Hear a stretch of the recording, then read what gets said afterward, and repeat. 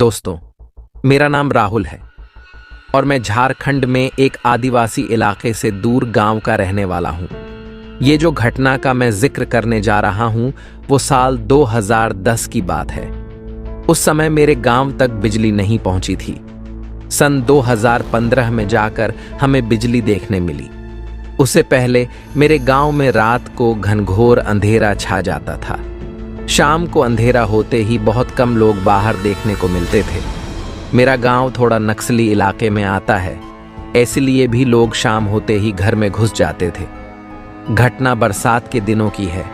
एक दिन मैं अपनी साइकिल से कुछ सामान खरीदने एक छोटे मार्केट में गया था, जो कि लगभग 10 किलोमीटर दूर है मेरे घर से। सामान खरीदते खरीदते पता ही नहीं चला कि कब अंधेरा हो गया। अंधेरा होते ही बारिश भी शुरू हो गई। ऐसी बारिश थी जो कि रुकने का नाम ही नहीं ले रही था। बारिश के चलते मुझे दुकान के सामने रुकना पड़ा।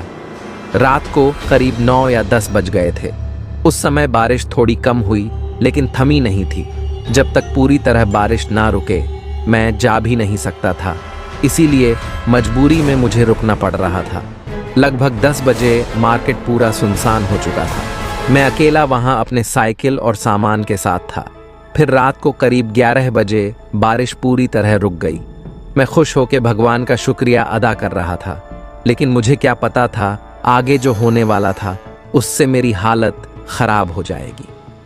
बारिश रुकते ही मैं घर जाने लगा था, लेकिन कीचड़ और पत्थर के कारण मैं ज्यादा स्पीड से नहीं जा पा रहा था। ऊपर से एक हाथ से टॉर्च लाइट और एक हाथ में हैंडल।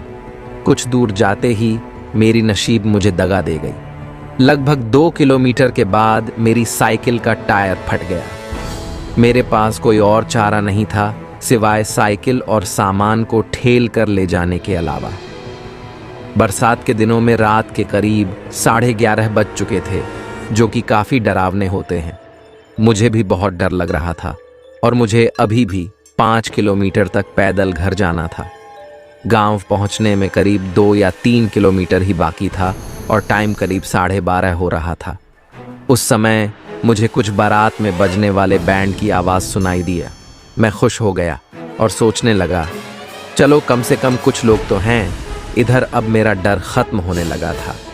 जैसे जैसे मैं करीब जा रहा था मुझे आवाज़ ज़ोर से सुनाई दे रही थी। मैं खुशी से जा रहा था, लेकिन ये जो खुशी थी वो डर में बदलने वाली थी। मुझे ज़रा सा भी अंदाज़ा नहीं था।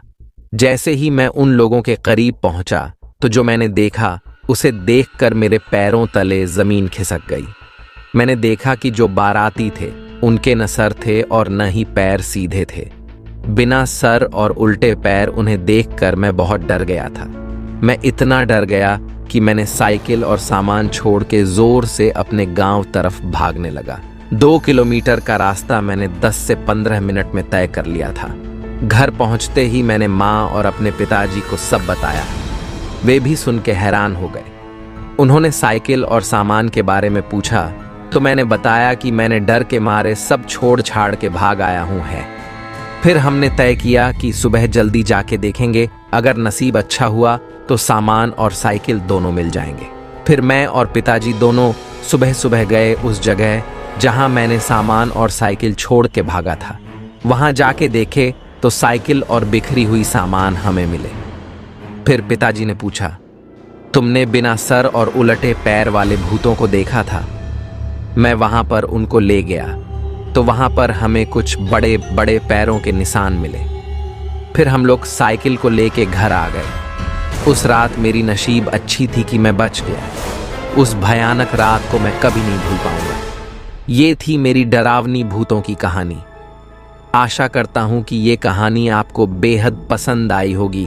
ऐसी डरावनी कहानी सुनने के लिए वीडियो को लाइक करें और हमारे चैनल को सब्सक्राइब कर लें और बेल आइकन भी दबा दें, जिससे आने वाली वीडियो की नोटिफिकेशन आपको सबसे पहले मिल सके।